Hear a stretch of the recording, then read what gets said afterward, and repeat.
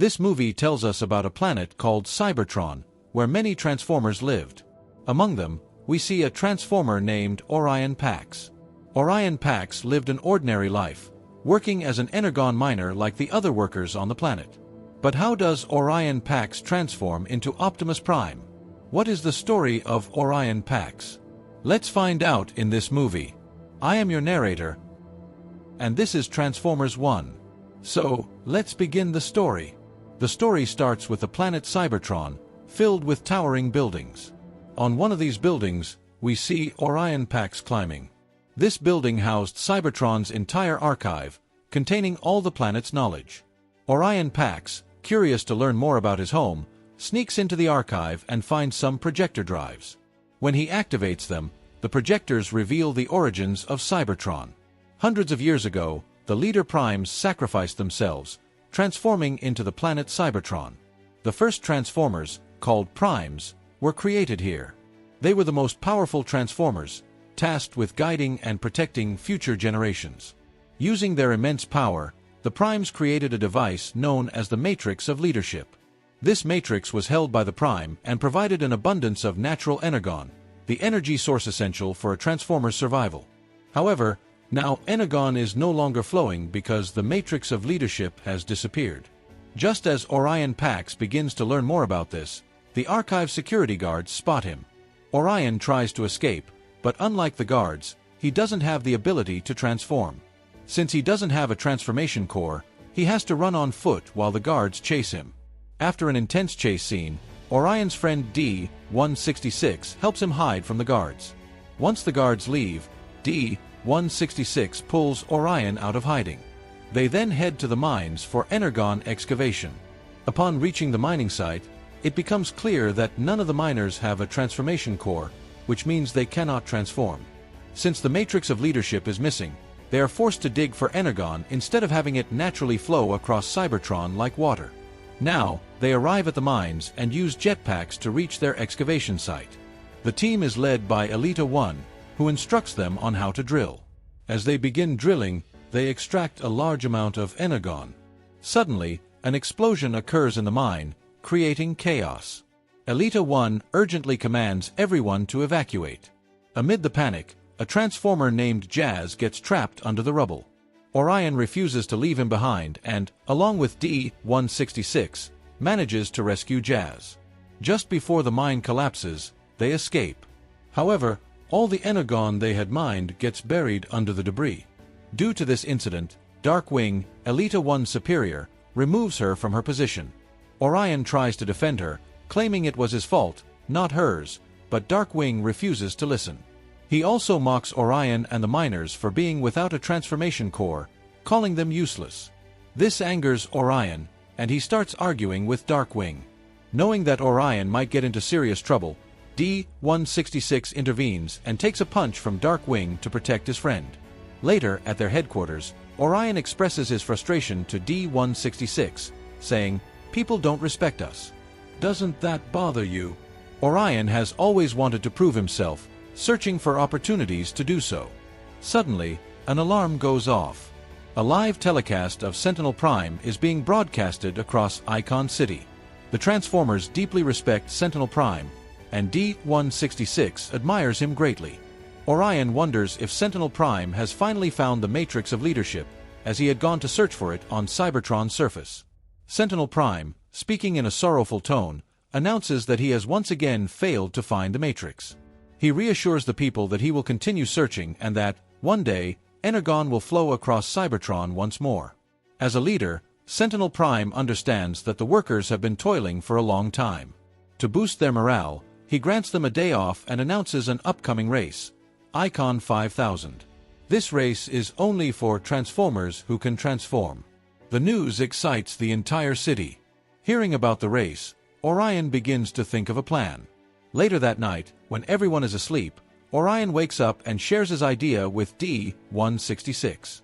He suggests, "What if we participate in the Icon 5000 race?" D-166 laughs, dismissing it as a joke. Orion explains that they don't need to win. If they, as non-transforming workers, manage to outrun even one transforming bot, they will be remembered forever. D-166 tries to reason with Orion, saying, "We are minors. We can't transform, we can't jump. It's impossible." But Orion is determined to prove himself. The Icon 5000 race begins. While the other Transformers head to the stadium, Orion and D-166 sneak to a high ledge overlooking the track. Orion has brought a jetpack with him. As soon as Sentinel Prime starts the race, Orion and D-166 launch themselves into it using the jetpack. They perform exceptionally well, overtaking several racers. The audience, including Sentinel Prime, is amazed that workers have joined the race. The race course is filled with obstacles to test the racers' skills. Working together, Orion and D-166 navigate through the challenges and keep advancing. However, their jetpack runs out of fuel, and they start falling behind. Spotting a booster on the track, Orion quickly uses it, propelling them ahead of all other racers. They are about to finish the race when another Transformer intentionally collides with D-166, knocking him down. Orion refuses to complete the race without his friend. He picks up D-166 and slowly moves forward. Meanwhile, the other racers cross the finish line, and the race ends before Orion and D-166 can complete it. Later, at Dr. Ratchet's hospital, D-166 is furious at Orion's reckless idea. He fears he will now lose his job. Just then, Sentinel Prime arrives. D-166 is shocked to see him, and Orion assumes they are about to be punished. But to their surprise, Sentinel Prime praises them. "That race was incredible. You defeated my best racer with ease." Hearing this, Orion and D-166 are overjoyed. Sentinel Prime then offers them a place in his personal service and facilities as a reward before leaving. Just then, Darkwing appears. Furious that he couldn't win the race because of them, he decides to punish them. He locks Orion and D-166 deep underground in sublevel 15, telling them, "You'll never see the light of day again." As they look around, they find another Transformer named Bumblebee. B informs them, "You're in sublevel 50. Below this, there are 10 more levels, which no one outside knows about. They're top secret." B is very talkative, and when Orion asks how long he has been trapped here, B replies, "Somewhere between a lifetime and forever." Since he has been alone for so long, he is thrilled to finally have company. He introduces Orion and D-166 to his friends. Though they are just lifeless robots, he still talks to them. In the area where they work, all of Cybertron's scrap is dumped. Out of this debris, they salvage whatever useful parts they can. Suddenly, Orion's eye catches something shiny, a message sent by the Primes. Years ago, before Sentinel Prime existed on Cybertron, there was a group of Primes who protected the planet. These powerful Primes fought a great war against the Quunts to save Cybertron, but they perished in battle, and as a result, the matrix of leadership went missing. This message comes from one of those Primes, displaying his location coordinates. From these coordinates, it is revealed that the spot is somewhere on Cybertron's surface. Orion believes that the Primes must have hidden the matrix there, a discovery that would cause energon to flow again across their planet. D-16 agrees to join Orion on this mission. Now, Orion asks Bumblebee, "How can we reach the surface?" Bumblebee explains that an old scrap-lifting train, which automatically makes its way to the surface, can be used. Although no Transformer usually rides these trains, they manage to board one. Just as the train is about to depart, Elita 1, the former Energon mining leader for Orion and D-16, spots them.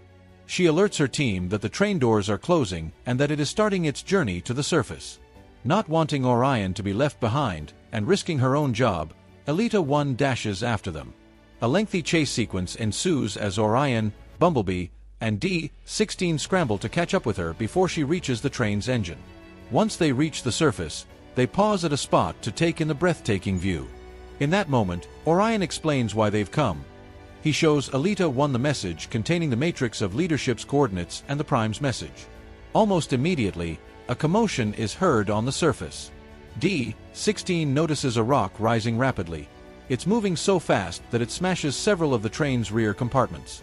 The train becomes unbalanced, overturns, and the group is thrown onto the surface. Everyone loses consciousness. When they eventually awaken, they find that the train has sped far away. With no other option, Elita 1 can only help Orion and the others. She clings to the message's coordinates as they set out across the surface toward that marked location. As they journey, they suddenly spot a ship belonging to the Quunts. Instantly, they hide. The sight of the Quunt ship leaves everyone awestruck.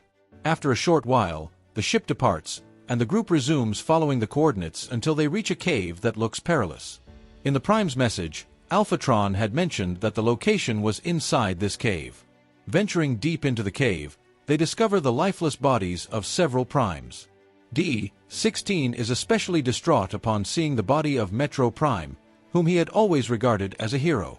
Orion also notices the remains of Jet Prime and other fallen Primes, and he sees that the matrix of leadership is nowhere to be found. After a while, a glimmer catches Orion's eye. Rushing to call his friends over, he reveals that the shimmering object is none other than Alphatron, whose spark is still alive. Orion channels Energon into Alphatron. As soon as the Energon enters him, Alphatron is revived and immediately assumes a battle-ready stance. He then remarks that the battle has long been over. Observing the fallen bodies of his fellow Primes, Alphatron is overcome with sorrow for his lost comrades. At that moment, Alpha Drayan appears and demands, "Where are your transformation cores?" Orion and his companions explain, "We're just mining bots. Ever since the matrix of leadership disappeared, Energon no longer flows on Cybertron, so we have to extract it from underground." Alpha Drayan continues, "We received your message, and we have come this far to search for the matrix of leadership. We will deliver it to Sentinel Prime so that Energon can flow again on Cybertron." At the mere mention of Sentinel Prime's name, Alpha Drayan becomes furious. "He's no Prime," he exclaims. Orion and his friends are taken aback by this outburst. Alpha Drayan then adds, "I have seen it all with my own eyes. Come, let me show you." He recounts how, for thousands of years, the war with the Quunts wreaked havoc. When Sentinel, a trusted ally of the Primes, received a signal from the enemy, it became clear that all the Quunt commanders were gathering in one place. Their defeat could end the war. That mission was of utmost importance to the Primes, and they all longed to eliminate the Quunt commanders. Thus, they summoned Sentinel into this cave so he could relay the details about the Quunt commander. When the Primes arrived, however, they were ambushed by countless Quunt forces. Although they fought bravely until the very end, Sentinel attacked from behind. In the ensuing chaos, all the Primes perished, and Sentinel stealthily killed one of them to seize the matrix of leadership. But he did not realize that the matrix naturally bonds with the Prime of his choosing, the one who willingly accepts it. Because Sentinel obtained the matrix through treachery, it vanished.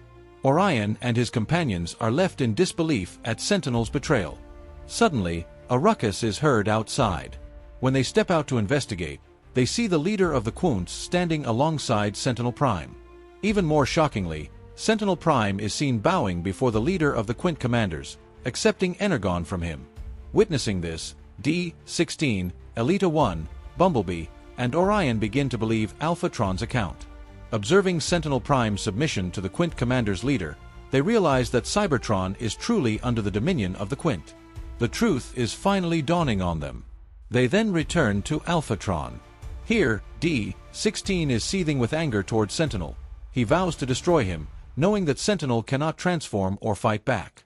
All of them feel utterly defeated after a lifetime of laboring in Energon mining, extracting Energon only to offer it to Cybertron's enemies.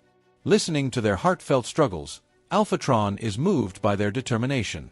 He decides to help them transform by bestowing upon them the transformation cores from his fellow Primes. In an instant, Orion, Bumblebee, Elita 1, and D-16 are revealed in their new forms. Alright, friends, this movie has grown quite long. We'll cover the rest of the story in another video, because honestly, no one can watch such an extensive video all at once.